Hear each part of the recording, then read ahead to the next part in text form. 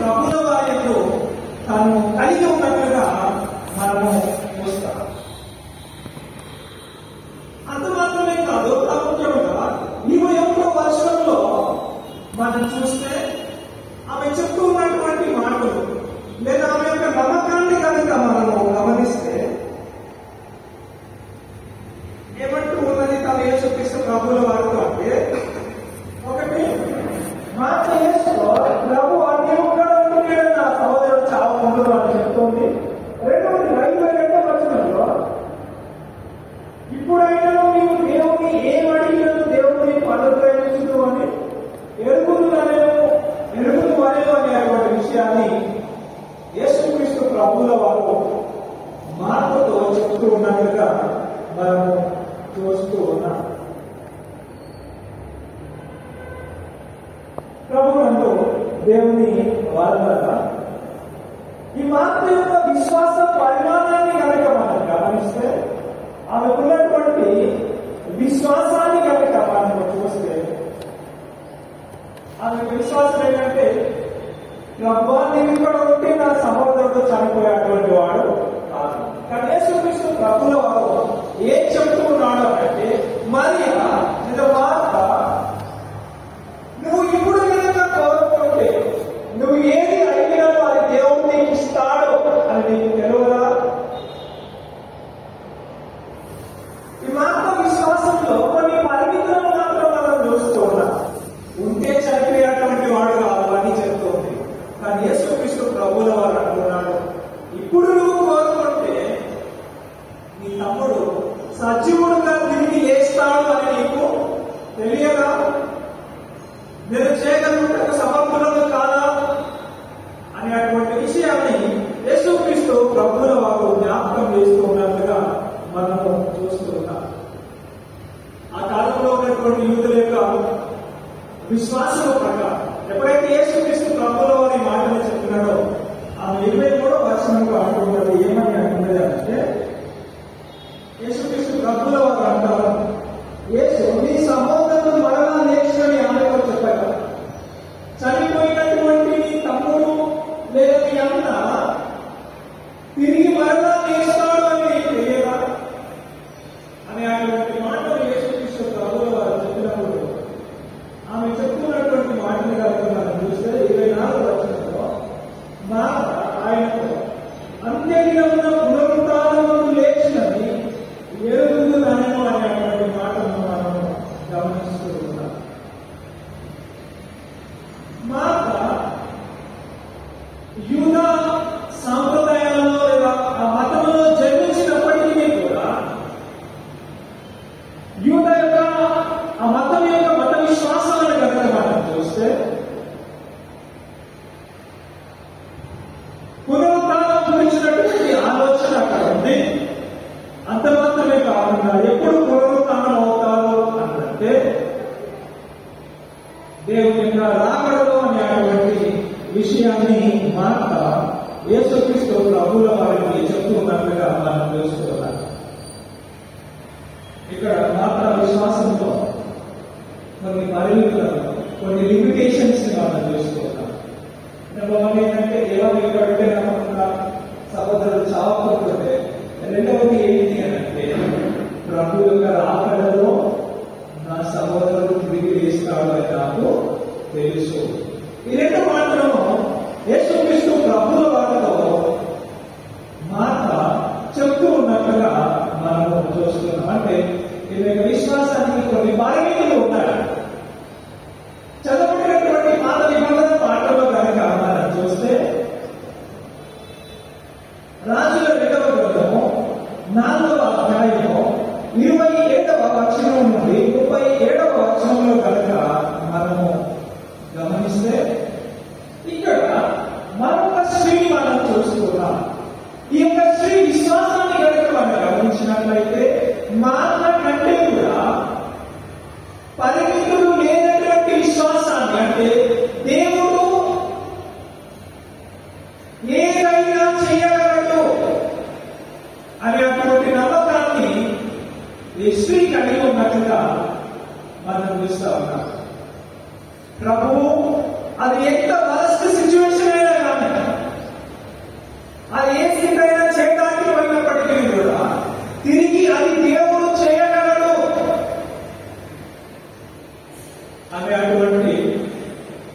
నమ్మకాన్ని, విశ్వాసాన్ని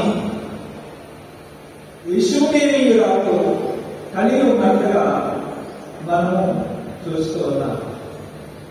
ఇష్యూమేనీయురాలు కలిగి ఉన్నట్టుగా మనము గమనిస్తూ ఉన్నాం. జరిగినటువంటి సంఘటన ఏంటి? అక్కడ షూనేమీరాలు యొక్క కుమారుడు చనిపోయాడు. ఆ కుమారుని కోసము తను అంగలారుస్తూ ఉన్నట్లుగా, ఏడుస్తూ ఉన్నట్లుగా మనము చూస్తున్నాం. కుమారుని కోసం ప్రార్థించండి.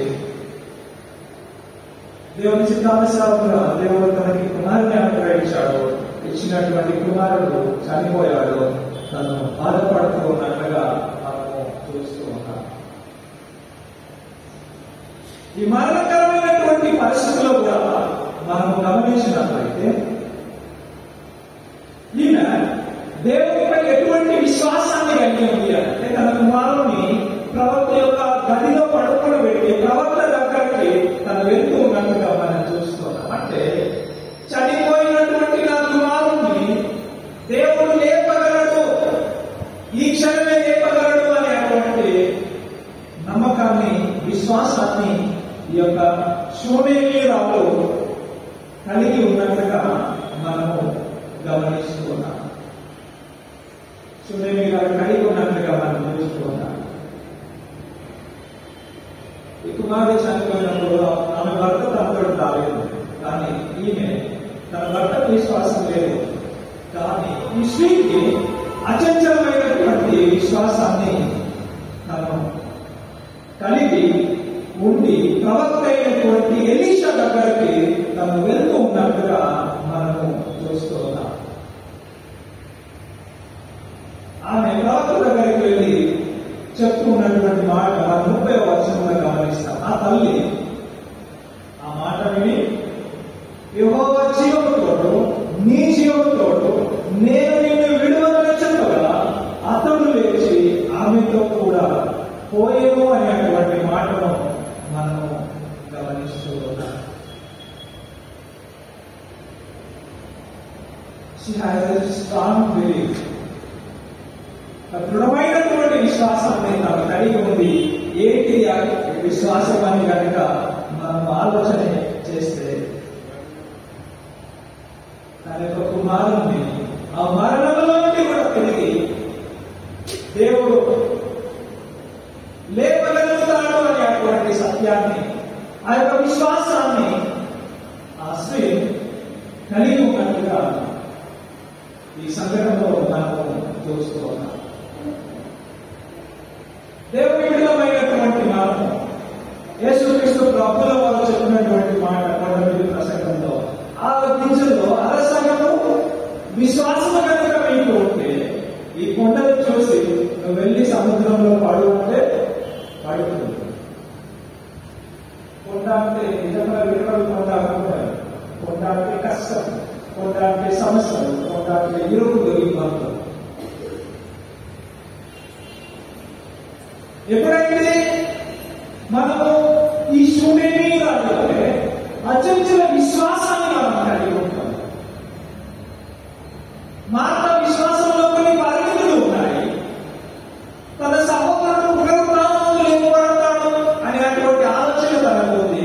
కానీ ఇక్కడ మనం చూస్తే షూనేమీరాలు విషయంలో దేవుడు ఆయన రాకడలో కాదు, ఇప్పుడే నా కుమారుని లేపగలుగుతాడు మరణం నుండి అనేటువంటి నమ్మకాన్ని కలిగి ఉన్నట్టుగా మనం చూస్తూ ఉంటాం. మార్త ఈ షూనేమీరాలు కలిగి ఉన్నటువంటి విశ్వాసాన్ని కలిగి ఉన్నప్పటికీ కూడా యేసుక్రీస్తు ప్రభువుల వారు తన సహోదరుడైనటువంటి లాజరుని 4 దినముల తర్వాత కూడా ఆయన లేపినట్టుగా మనం చూసుకోవాలి. నీవు కనుక నమ్మితే, నీవు కనుక విశ్వసిస్తే దేవుని మహిమను నీవు చూస్తావు. చాలా సార్లు మన ఆధ్యాత్మికమైనటువంటి జీవితంలో ఈ విశ్వాసం అనేది, ఈ నమ్మకం అనేది చాలా మందికి ఉండదు. దేవుడు సమస్తము చేయగలడు, ఆయనకి అసాధ్యమైనటువంటిది ఏది లేదు అనేటువంటి విశ్వాసం విశ్వాసం సునేమిరాలో ఉంది. దేవుని విధమైనటువంటి మనం ఇలాంటి విశ్వాసాన్ని ప్రదర్శించడంలో చాలా మటుకు మనం వెనుకబడిపోతూ ఉన్నాం. యేసయ్య నమ్మితే దేవుని మహిమను చూస్తాం. యేసయ్య ఒక మాట చెప్పగానే లాజరు సమాధిలో నుండి బయటకు వచ్చినట్లుగా సమాధిలో నుండి ఆయన బయటకు వచ్చినట్లుగా సునేమిరాలి కుమారుని విషయంలో కూడా మనం చూస్తాం. ఆమె దేవుని పట్ల అచంచలమైనటువంటి విశ్వాసాన్ని నమ్మకాన్ని తను కలిగి ఉన్నది కనుక ఈ రెండు సందర్భాలు మనం చూస్తే కోరుకున్నటువంటి వారిని తిరిగి వారు దక్కించుకున్నట్టుగా మనం చూస్తున్నాం. మన విశ్వాసం ఏ విధంగా ఉంది, మన విశ్వాస పరిమితి ఏ విధంగా ఉంది ఒకసారి మనము ఆలోచన చేయాల్సినటువంటి వారంగా సునేమిరాలు ఆమె ఖచ్చితంగా నువ్వు రావాలి అని ప్రవక్త అయినటువంటి ఎలీషాకు వచ్చేదాకా పట్టుబడినట్టుగా మనం చూస్తాం. అట్లా పట్టుబడింది కనుక తన కుమారులను తిరిగి మరణంలో నుండి కోల్పోయింది. మన యొక్క జీవితంలో కూడా దేని గురించి అయినా మనం ప్రార్థిస్తున్నాం. ముఖ్యంగా మనకి ఏముండాలి, మాట మీరు ప్రార్థించినప్పుడు అది ప్రార్థించినది మీరు పొందుకున్నారని మీరు ఆ విశ్వాసం ప్రార్థించినటువంటివి ఆల్రెడీ దేవుడు మనకి ఇచ్చేసాడు అనేటువంటి నమ్మకము చాలా మందిలో ఉండదు. రెండవది, మనము ప్రార్థించినటువంటిది మన జీవితంలో నెరవేరేంత వరకు కూడా ఆ నిరీక్షణను, ఆ విశ్వాసాన్ని మనము కోల్పోతున్నాం. సునేమిరాలి జీవితంలో ఇది మనం చూస్తాం. తన కుమారుడు మరణం నుండి లేచాక, ఆ ప్రవక్త వచ్చాక పట్టు వదలనటువంటి వ్యక్తిగా ఉన్నట్టుగా మనం గమనిస్తున్నాం.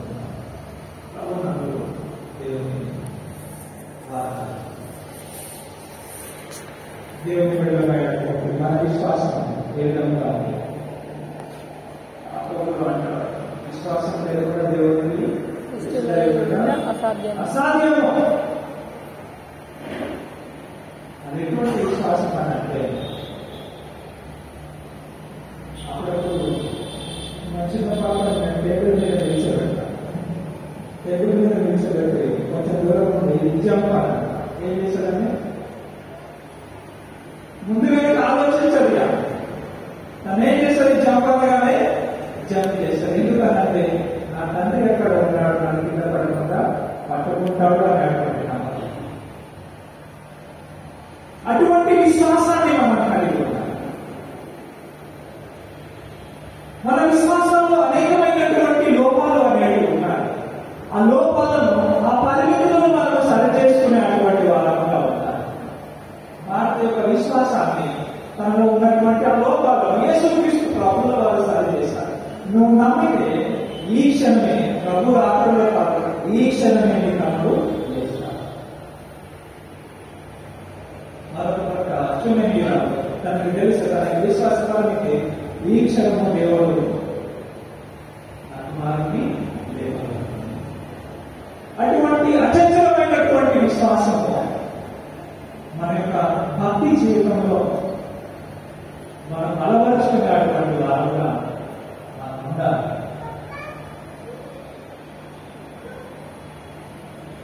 రెండవదిగా చదివినటువంటి పత్రిక పాఠం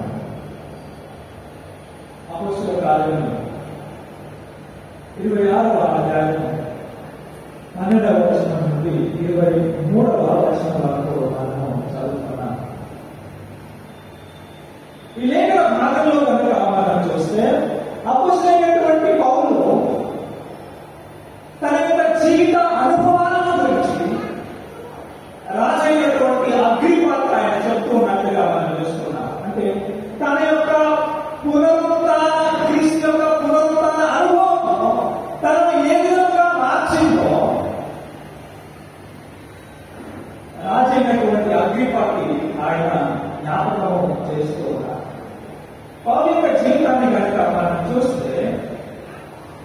ఆయన చాలా సందర్భాల్లో చెప్పేటువంటి మాట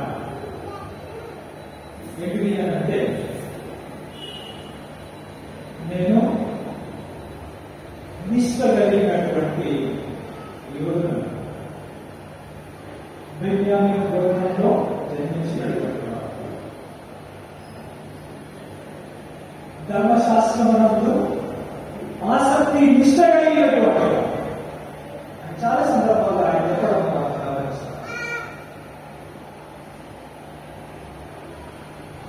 యూద మతంలో తన దేవుని పట్ల అచంచలమైనటువంటి విశ్వాసాన్ని, భక్తి ప్రపత్తులను కలిగినటువంటి వాడు సౌలు అనేటువంటి విషయాన్ని మనము గమనించాలి.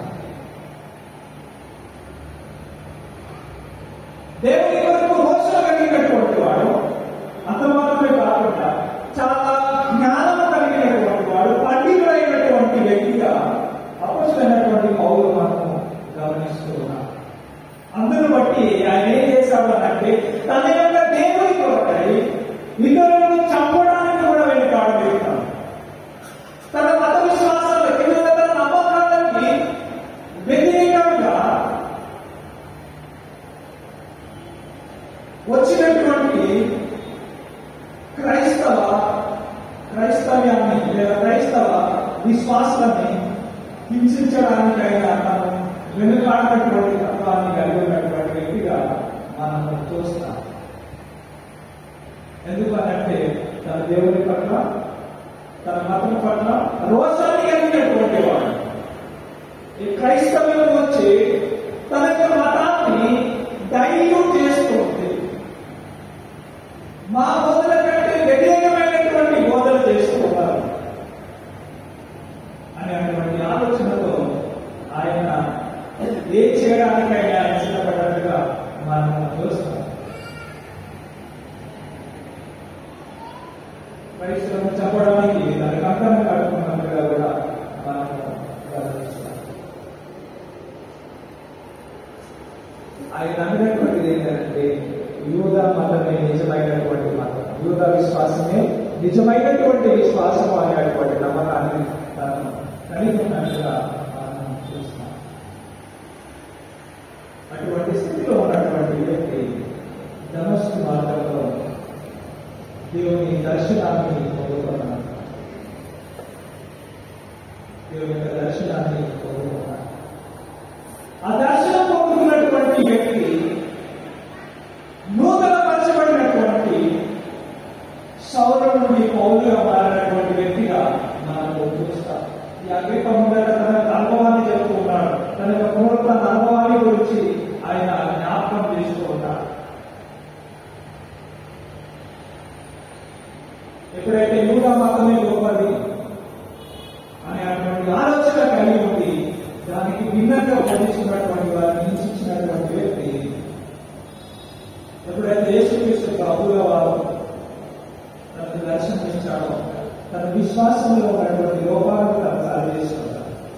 విశ్వాసంలో, తన నమ్మకంలో ఉన్నటువంటి లోపాలను పౌలు సరి చేసుకున్నట్టుగా మనం చూస్తాం.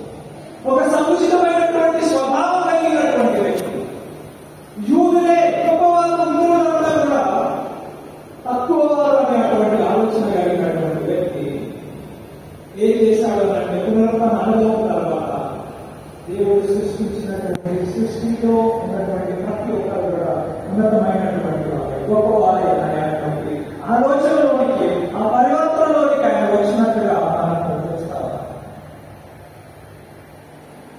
ఎటువంటి భేదం లేకుండా ప్రతి ఒక్కరికి కూడా ఆయన సువార్తను ప్రకటించినట్లుగా మనము గమనిస్తున్నాం. ఆయన చెప్పినటువంటి మాట, యూదుడని, గ్రీసు దేశస్థుడని, స్త్రీ అని, పురుషుడని, అన్యుడని ఏ భేదం కూడా లేదు అనేటువంటి మాట ఆనందంలోకి అపొస్తలుడైనటువంటి పౌలు వచ్చినట్లుగా మనం చూస్తాం. అంతకుముందు ఇదే కూడా కానీ పునరుద్ధరణ అనుభవం తన యొక్క ఆలోచనలను, తన యొక్క విశ్వాసాలను మార్చినట్టుగా మనము గమనిస్తున్నాం. తన యొక్క ఆలోచనలు, తన యొక్క విశ్వాసాలను మార్చినట్టుగా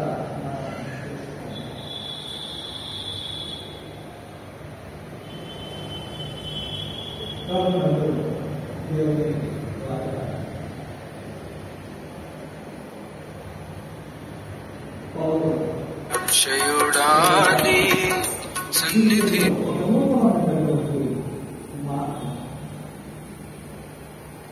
ఆయన అందులో వచ్చినట్టుగా మనం చూస్తాము. ఆయన భౌతికంగా మాత్రమే కాదు, ఆత్మీయంగా కూడా నూతనపరచబడినటువంటి వ్యక్తిగా, నూతనమైనటువంటి గుణగణాలను ఆయన కలిగినటువంటి వ్యక్తిగా, క్రీస్తుకి తన జీవితాన్ని సంపూర్ణంగా సమర్పించుకున్నటువంటి వ్యక్తిగా మనము